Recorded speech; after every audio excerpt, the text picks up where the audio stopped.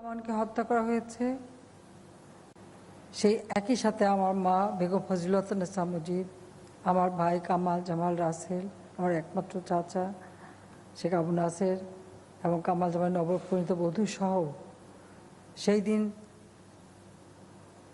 আমাদের বাসার প্রায় সকল সদস্যকেই হত্যা করা হয়েছে।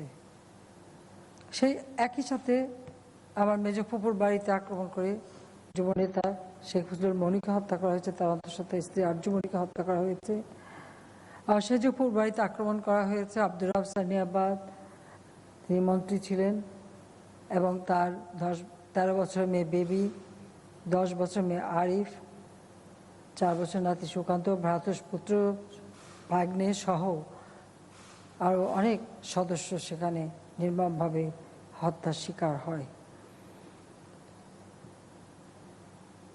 কামাল জামালের নবপরিণীত বধূ সুলতানা ও রোজি আমার ছোট ফুপুর মেয়ে, তাকেও হত্যা করা হয়েছে, তাদেরকেও।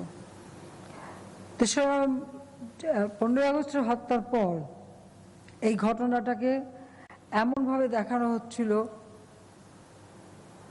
যেটা একটা পরিবারকে হত্যা করা, কিন্তু আমাদের পরিবারের যে সদস্য যারা সেই দিন শাহাদাত বরণ করে তাদের আত্মার মাগফিরাত কামনা করে আমি এটুকু বলবো যে শুধু হত্যাই করা হয়নি, সেই দিন নানাভাবে অপপ্রচার চালানো হয়েছিল। এমন একটা মানুষের মাঝে বিভ্রান্তি সৃষ্টির চেষ্টা হয়েছিল যে এই হত্যাকাণ্ডটা যেন শুধু একটা পরিবার এবং রাষ্ট্রীয় ক্ষমতায় আছে তাই তাদেরকে হত্যা করা হয়েছে। কিন্তু এরপরেই আমরা দেখলাম 3রা নভেম্বরের ঘটনা। 15ই আগস্ট বঙ্গবন্ধু শেখ মুজিবকে হত্যা করার পর ক্ষমতায় দখল নিল সংবিধান লঙ্ঘন করে খুনি মোস্তাক। আর খুনি মোস্তাক যে চক্রান্ত করেছিল, সেই চক্রান্তে তাদের সাথে যারা ছিল সেটা প্রমাণিত হয়ে গেল যখন মোস্তাক রাষ্ট্রপতি হয়ে সাথে সাথে জেনারেল জিয়াউর রহমানকে সেনাবাহিনী প্রদান করলো, যেটা খুব স্বাভাবিকভাবে প্রতীয়মান হয় যে এই ষড়যন্ত্রের সাথে মোস্তাকের একেবারে ডান হাতি ছিল জিয়াউর রহমান। এবং তারা শুধু ক্ষমতা দখল না, খুনিদেরকে ইন্ডেমনিটি দেওয়া এবং দেশটাকে, আমাদের যে মুক্তিযুদ্ধের চেতনা, সেই চেতনার থেকে সম্পূর্ণ ভিন্ন পথে তারা নিয়ে যাওয়া শুরু করলো এবং সারা বাংলাদেশটা হয়ে গেল একটা খুনিদের রাজত্ব। এরপরে যখন 3রা নভেম্বরের ঘটনা, অর্থাৎ 2 তারিখ 3রা নভেম্বর রাতে কেন্দ্রীয় কারাগারে খুনিদের প্রবেশ, খুব স্বাভাবিকভাবে প্রশ্ন ওঠে যে রাতের বেলা, কারণ কারাগার সবসময় সূর্য ডোবার আগেই কারাগারে লক আপ হয়, এরপর কেউ আর প্রবেশ করতে পারে না। কিন্তু সেই দিন গভীর রাতে যখন কারাগারে এই 15 আগস্টের খুনিরা যে হাজির হলো কারাগারে প্রবেশ করবার জন্য, তো কারাগারের যারা দায়িত্বপ্রাপ্ত ছিল তারা সেখানে বাধা দিয়েছিল, কারণ তারা বলেছিল যে এভাবে কারাগারে প্রবেশ করা যায় না।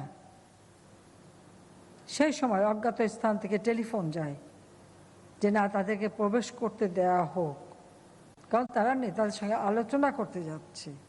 কিন্তু সেই সাথে সালে 10 এপ্রিল এবং 17 এপ্রিল মুজিবনগর, যেটা আজকে কুষ্টিয়ার একটা মহকুমা ছিল মেহেরপুর, এখন সেটা মেহেরপুর জেলা, সেই জেলার আম্রকানন বৈদ্যনাথরা, সেখানেই অর্থাৎ স্বাধীন বাংলার মাটিতেই স্বাধীন গণপ্রজাতন্ত্রী বাংলাদেশের প্রথম সরকার শপথ নিয়েছিল। বঙ্গবন্ধু শেখ মুজিবুর রহমানকে রাষ্ট্রপতি, সৈয়দ নজরুল ইসলাম উপরাষ্ট্রপতি, তাজউদ্দিন আহমদকে প্রধানমন্ত্রী করে সরকার গঠন করা এবং সেই সরকার শপথ নেয়। যেহেতু বঙ্গবন্ধু শেখ মুজিব পাকিস্তানি হানাদার বাহিনীর হাতে বন্দী হয়ে যান, তাই সৈয়দ নজরুল ইসলাম উপরাষ্ট্রপতি হিসেবে অস্থায়ী রাষ্ট্রপতি হয়ে তিনি পরিচালনা করেন গণপ্রজাতন্ত্রী বাংলাদেশ সরকার। এবং মুক্তিযুদ্ধ পরিচালনার মধ্য দিয়ে যেন আমাদের বিজয় অর্জন হয়। এরপর 10ই জানুয়ারি যেহেতু আমাদের বিজয় অর্জিত হয়েছিল, প্রায় 96,000 পাকিস্তানি আটকা পড়ে এই বাংলাদেশের মাটিতে, এবং আন্তর্জাতিক যে ব্যাপক চাপ, সে কারণেই পাকিস্তানি শাসকরা বাধ্য হয়, কারণ ইয়াহিয়ার পতন হয়, ভুট্টো ক্ষমতায় আসে, তারা বাধ্য হয় বঙ্গবন্ধু মুজিবকে মুক্তি দিতে, এবং তিনি ফিরে আসেন 10ই জানুয়ারি বাংলাদেশের মাটিতে। এবং 10ই জানুয়ারি ফিরে এসে 11 তারিখে সভা হয়, তাজউদ্দিন সাহেবের বাসায় মিটিং হয়, এবং কিভাবে সরকার পরিচালনা হবে ইত্যাদি সব কিছু নিয়ে তখন আলোচনা হয়। কাজে সেইভাবে তারপরে রাষ্ট্র পরিচালনা তারা শুরু করে একটা যুদ্ধ বিধ্বস্ত দেশ গড়ে তোলার কাজ। মাত্র 3.5 বছরের মধ্যে এই দেশটাকে গড়ে তুলেছিলেন একটা বিধ্বস্ত বাংলাদেশ। পৃথিবীর কোনো দেশে এরকম যুদ্ধের পর একটা গেরিলা যুদ্ধ যেখানে হয়েছে, তার উপর 24 বছরের শোষণ এবং যুদ্ধের ধ্বংসস্তূপের উপর দাঁড়িয়ে যাত্রা শুরু করে একটি দেশকে যখন বঙ্গবন্ধু শেখ মুজিব গড়ে তোলেন, তখনই কিন্তু একটা আঘাত আসে। কাজে 15ই আগস্টের ঘটনাকে যারা একসময় শুধু একটা পারিবারিক ঘটনা হিসেবে অপপ্রচার চালাতে চেষ্টা করেছিল, কিন্তু তাদের আসল উদ্দেশ্যটা ধরা পড়ে যায় 3রা নভেম্বরের হত্যাকাণ্ডে, যেটা কোনো পারিবারিকভাবে শুধু হত্যাকাণ্ড না, স্বাধীন বাংলাদেশের স্বাধীনতা যারা মানতে পারে নাই, স্বাধীন বাংলাদেশকে যারা স্বীকার করতে পারে নাই, স্বাধীন বাংলাদেশটাই যারা চায় নাই, তাদের দোসরাই এর মাঝে, এবং তারাই ছিল এই হত্যাকাণ্ডের মূল হোতা, এবং তারাই এই হত্যাকাণ্ড শুধু ঘটানো না, সাথে সাথে পুরো আদর্শটাকে পরিবর্তন করা। এবং এই খুনিদেরকে এরপর মোস্তাকও ক্ষমতায় থাকতে পারেনি, কারণ যারা বেইমানি করে মির্জাফর হয়, মির্জাফরই একটা নাম গালি হয়ে গেছে, কারণ সিরাজউদ্দৌলার সাথে মির্জাফর বেইমানি করেছিল, আর সেই মোস্তাক আরেকজন যে বেইমানি করে বঙ্গবন্ধু শেখ মুজিবকে হত্যা, 3রা নভেম্বরের হত্যা। কারণ ওই কারাগারে প্রবেশের যে অনুমতি, রাষ্ট্রপতি তখন মোস্তাক আর জিয়াউর রহমান হচ্ছে সেনাপতি, তাদেরই পরিকল্পনা এবং তাদেরই হুকুমে কারাগারের দরজা খুলে এদেরকে খুনিদের প্রবেশ করতে দেওয়া হয়, এবং তারাই হত্যাকাণ্ডটা চালায়। কাজে এই দেশটাকে তারা নিয়ে যাচ্ছিল ভিন্ন পথে। মোস্তাকের পতন হয়, এরপর সংবিধান লঙ্ঘন করে অবৈধভাবে জিয়াউর রহমান একদিকে সেনাপ্রধান, অপরদিকে নিজেকে রাষ্ট্রপতি ঘোষণা দেয়, যেটা সেনা আইনেও নাই, সেনা রুলসেও নাই। কাজে এখান থেকে চক্রান্তটা কোথায়, এবং সেটা অনেকটা বোঝা যায়, যেটা যে একটা রাজনৈতিক চক্রান্ত, স্বাধীনতার বিরুদ্ধে চক্রান্ত, দেশের মানুষের বিরুদ্ধে চক্রান্ত, সেটাই প্রমাণ হয়। এবং এরপর বাংলাদেশের যে অবস্থাটা আমরা দেখি, একের পর এক কু হতে থাকে, এবং যত মুক্তিযোদ্ধা অফিসার, সৈনিক এবং সাধারণ সৈনিক, সেনা বাহিনীর যেমন অফিসার সৈনিকরা মারা যায়, হত্যা করা হয় তাদেরকে, আবার অপরদিকে এয়ারফোর্সের প্রায় 565 জন সেনা এয়ারফোর্সের অফিসার সহ অন্যান্য তাদেরকে হত্যা করা হয় 77 সালে। 75 থেকে আমরা যদি দেখি, বারবার কু হয়েছে, শুধু তাই না, প্রতি রাতে কারফিউ চলত, একেবারে রাত 11টা থেকে সকাল 6টা পর্যন্ত বাংলাদেশের কারফিউ। একটা দেশের স্বাধীনতা যুদ্ধের পর যে বিজয় অর্জন, যে বিজয়ের মধ্য দিয়ে মানুষ একটা স্বপ্ন দেখতে শুরু করেছিল যে তাদের জীবনটা সুন্দর হবে, যেটা জাতির পিতা চেয়েছিলেন, সারা বাংলাদেশ যিনি অনেক বেশি ঘুরেছেন, সারা বাংলাদেশের মানুষের তাদের দারিদ্রতা, তাদের কষ্ট, তাদের দুঃখ তিনি নিজের চোখে দেখেছেন।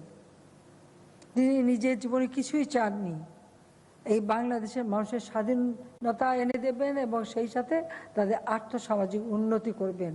এটাই ছিল বঙ্গবন্ধু শেখ মুজিবের একমাত্র লক্ষ্য, যে বাংলাদেশের মানুষ খেয়ে পরে সুন্দরভাবে বাঁচবে। আর মুক্তিযুদ্ধের বিজয়ের পর সারা বিশ্বব্যাপী আমাদের যে একটা সম্মান ছিল যে আমরা বিজয়ী জাতি, 75 15ই আগস্ট জাতির পিতাকে হত্যার পর সেই সম্মানটাও আমরা হারাই। একটা খুনির জাতি হিসেবে মানুষের কাছে পরিচিত হতে হয়। এবং যে জাতিকে নিয়ে বঙ্গবন্ধু স্বপ্ন দেখতেন যে তারা নিজের পায়ে দাঁড়াবে, মর্যাদা নিয়ে চলবে, মাথা উঁচু করে বিশ্বে চলবে, সেখানে সকলের কাছে হাত পেতে এদেশকে চলতে হতো, মানুষের করুণা ভিক্ষা করে চলতে হতো, মানুষের দয়া দক্ষিণা নিয়ে চলতে হতো। এমন পর্যায়ে নিয়ে গিয়েছিল। আর সেই সাথে সাথে আমাদের উপর, বিশেষ করে আওয়ামী লীগের নেতা কর্মীদের উপর অকথ্য অত্যাচার নির্যাতন। আওয়ামী লীগ, ছাত্রলীগ, যুবলীগের কত নেতাকর্মী হত্যা করা হয়েছে, গুম করে দেওয়া হয়েছে, কত পরিবার লাশ খুঁজে পায়নি।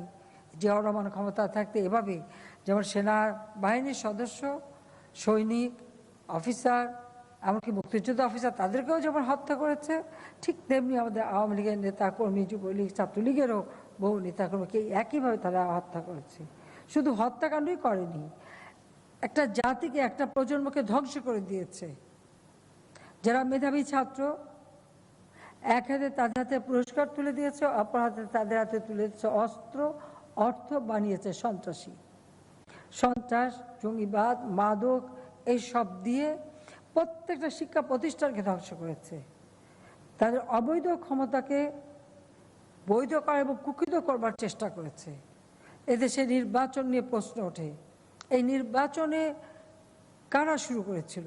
জিয়াউর রহমান প্রথম তার হ্যাঁ না ভোট, নায়ের বাক্স কেউ খুঁজে পায়নি। 100 ভাগের অনেক উপরে ভোট পড়ে গেল তার পক্ষে। তারপরে তার রাষ্ট্রপতি নির্বাচনের প্রহসন। এই নির্বাচনী প্রহসন, সিল মারো, বাক্স মারো, আর খালি ঘোষণা দাও, এটা তো জিয়াউর রহমানের শুরু করা। এরপরে তার রাজনৈতিক দল গঠন। বাংলাদেশের রাজনৈতিক দল হিসেবে যারা পরিচয় দেয়, তারা কাদের হাতে তৈরি করা? আজকে বিএনপি, আমরা দেখি মাইক একটা লাগিয়ে সারাদিন বসে আমাদের মধ্যে কথা বলে যাচ্ছে, সমালোচনা করে যাচ্ছে। কিন্তু এখানে প্রশ্ন আসে, এই রাজনৈতিক দলটা জন্ম কোথায়? এই রাজনৈতিক দল তো মাটি মানুষের মধ্যে থেকে গড়ে ওঠেনি। যেমন আওয়ামী লীগ, বঙ্গবন্ধু শেখ মুজিব গড়ে তুলেছিলেন, বা আওয়ামী লীগ যারা গড়ে তুলেছিলেন, তারা তো ক্ষমতায় ছিলেন না। তারা ক্ষমতায় না থেকে বাংলাদেশের জনগণকে নিয়েই এই সংগঠনটা গড়ে তুলেছিলেন, জনগণের অধিকার আদায়ের সংগ্রাম করবার জন্য। মাটি মানুষকে নিয়েই এই সংগঠন গড়ে উঠেছে এবং তারা সারা বাংলাদেশের মানুষের অধিকার আদায়ের কথা বলেছে। আর বিএনপির জন্মস্থানটা কোথায়? সেটা তো ক্যান্টনমেন্টে। জিয়াউর রহমান সেনাপ্রধান, সেই ঘোষিত রাষ্ট্রপতি, ক্ষমতায় বসে একটা নির্বাচনী প্রহসন করে তারপরে দল একটা গঠন করেছে। ক্ষমতায় বসে ক্ষমতার উচ্ছিষ্ট বিলিয়ে যে দলের সৃষ্টি হয়, সে দল জাতিকে কি দেবে? জাতির জন্য কি করতে পারে? তারা দেশের জন্য কি করতে পারে? সেই সাথে সাথে এই দেশে দুর্নীতির বীজটা বপন করেছে। কারণ এই দল ভারী করার জন্য কিছু লোকরে অবৈধভাবে অর্থ মানাবার সুযোগ দিয়েছে, দুর্নীতি করার সুযোগ দিয়েছে, ব্যাংকে টাকা নিলে শোধ দিতে হবে না, ঋণ খেলাপির সুযোগ দিয়েছে, একটা এলিট শ্রেণী তৈরি করেছে, যাদের উপর নির্ভর করে ক্ষমতাকে চিরস্থায়ী বন্দোবস্ত করার চেষ্টা করেছে। এটা হলো বাস্তবতা। ঠিক ঠিক একই প্রক্রিয়ায় আমরা দেখলাম আবার ক্ষমতা বদল ওই কুর মধ্য দিয়েই আসলো জেনারেল এরশাদ। এবার সে ঠিক জিয়ার পদাঙ্ক অনুসরণ করেই একদিন নিজেকে রাষ্ট্রপতি ঘোষণা দিল। ঘোষণা দিয়ে আবার ওই একই প্রক্রিয়ায় দল গঠন, কারণ সে দলও গঠিত হলো ওই ক্ষমতার উচ্ছিষ্ট বিলিয়ে। এইসব দল যখন রাষ্ট্রীয় ক্ষমতায় ছিল, তখন দেশের কি উন্নতি হয়েছে? দেশের শুধু সাধারণ মানুষের কি উন্নতি হয়েছে? তারা কি দারিদ্র্য বিমোচন করতে পেরেছে? তারা কি খাদ্য উৎপাদন বাড়িয়ে দেশকে খাদ্য স্বয়ংসম্পূর্ণ করতে পেরেছে? তারা কি ঘরে ঘরে বিদ্যুৎ দিতে পেরেছে? তার কি মানুষ, হ্যাঁ, তারা গাছ কেটেছে, মানুষকে হত্যা করেছে, জেল জুলুম অত্যাচার করেছে, সমস্ত শিক্ষা প্রতিষ্ঠানে প্রতিদিনের অস্ত্রের ঝনঝনানি,